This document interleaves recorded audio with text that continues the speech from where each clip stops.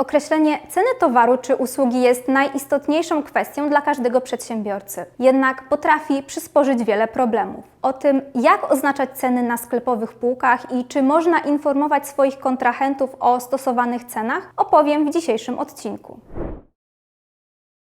Problemy związane z kwestią cen przede wszystkim zależą od szczebla obrotu, na którym działa dany przedsiębiorca. Producent, dystrybutor czy hurtownik mierzy się z innymi problemami dotyczącymi cen niż przedsiębiorca, który sprzedaje usługi czy towary konsumentom. Producent, dystrybutor czy hurtownik sprzedający usługi czy towary innym przedsiębiorcom przy ustalaniu polityki cenowej musi uważać, aby nie naruszyć w tym zakresie prawa konkurencji. Po pierwsze, musimy zadać sobie pytanie, czy są ograniczenia w ustalaniu ceny towaru czy usługi. Zasadniczo samo ustalenie ceny towaru czy usługi przez producenta, dystrybutora czy hurtownika jest kwestią nieuregulowaną i co do zasady zależy od przedsiębiorcy. Jednak należy pamiętać, że przedsiębiorca, który posiada pozycję dominującą, czyli przekraczającą 40% udziału w rynku właściwym, musi mieć na względzie, aby wysokość ustalonej ceny towaru czy usługi nie była nadmiernie wygórowana lub rażąco niska, gdyż takie działanie może zostać uznane za nadużycie pozycji dominującej na rynku właściwym. Drugim pytaniem, jakie musimy sobie zadać, to czy przedsiębiorca może narzucić wysokość cen od sprzedaży przedsiębiorcom działającym na niższych szczeblach obrotu? Odpowiedź na to pytanie jest prosta i brzmi nie. Żaden przedsiębiorca nie może narzucać innym przedsiębiorcom cen od sprzedaży. Co ważne, w Polsce taki wyjątek nie jest przewidziany nawet dla sieci franczyzowych. Prezes UOKiK w 2013 roku nałożył karę w wysokości ponad 460 tysięcy złotych na Sfinks Polska za ustalanie sztywnych cen od sprzedaży produktów oferowanych przez franczyzobiorców w restauracjach działających pod marką Sfinks. Wprawdzie w toku wieloletnich postępowań sądowych kara finansowa nałożona na przedsiębiorcę została znacząco obniżona do wysokości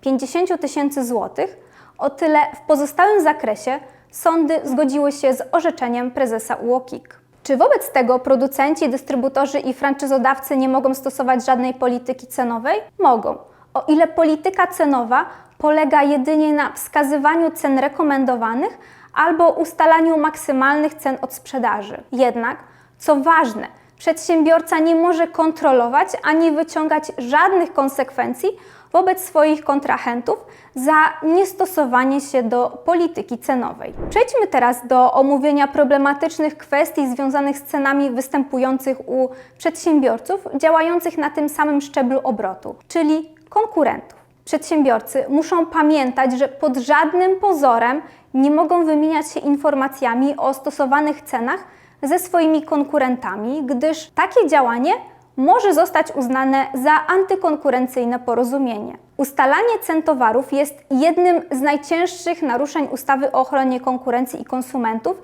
i nie podlega wyłączeniu nawet w przypadku, gdy przedsiębiorcy mają nieznaczne udziały rynkowe. Przeszliśmy przez najbardziej problematyczne kwestie związane z cenami, zakazane na gruncie prawa konkurencji. Nie należy jednak zapominać, że z licznymi problemami dotyczącymi cen mierzą się także przedsiębiorcy oferujący towary i usługi bezpośrednio konsumentom. Przede wszystkim należy pamiętać, że cena oraz cena jednostkowa towaru lub usługi musi zostać uwidoczniona w sposób jednoznaczny, nie budzący wątpliwości oraz umożliwiający porównanie cen. W przypadku stosowania promocji należy pamiętać o umieszczeniu najniższej ceny towaru bądź usługi sprzed 30 dni od czasu zastosowania promocji. Należy pamiętać także o stałym monitorowaniu prawidłowości oznaczonych cen, gdyż w przypadku rozbieżności lub wątpliwości co do ceny za oferowany towar lub usługę, konsument ma prawo do żądania sprzedaży towaru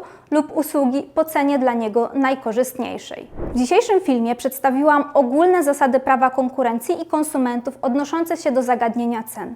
Należy pamiętać, że każdy przypadek należy analizować indywidualnie z uwzględnieniem wszystkich okoliczności, a także całości orzecznictwa antymonopolowego, polskiego i unijnego. Przykładowo, w dzisiejszym filmie wskazałam, że zgodnie z ogólną regułą przedsiębiorcy nie mogą ustalać cen, a także żaden przedsiębiorca nie może narzucać innemu przedsiębiorcy cen od sprzedaży. Natomiast, jak pamiętają Państwo w odcinku pod tytułem "Kiedy porozumienia przedsiębiorców są wyłączone spod zakazu", link do tego filmu wyświetla się w prawym górnym rogu, wskazałam Państwu przykład decyzji prezesa UOKiK, w której stwierdzono, że działanie Polskiego Stowarzyszenia Flisaków Pienińskich, które ustalało dla swoich członków jednolity cennik spływu Dunajcem, nie zostało usankcjonowane, gdyż prezes UOKiK stwierdził, że takie działanie w ocenie okoliczności sprawy jest korzystne dla konsumentów.